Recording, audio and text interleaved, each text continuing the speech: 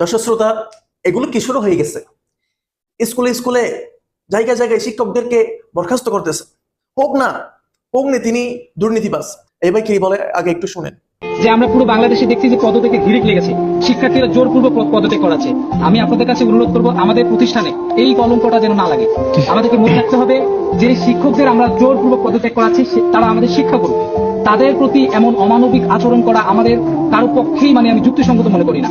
যদি কোনো শিক্ষক ভুল করে থাকে, এখন বাবা যদি ভুল করে, বাবাকে আমরা কি শাসন করতে পারবো? বাবাকে আমরা শুধরে দিতে পারবো যে বাবা আপনি এই কাজটা করিয়েন না। আমরা সাধারণ শিক্ষার্থী, আমাদের এই পরিবারটাই। এই ভাইয়ের কথা শুনছেন আপনারা?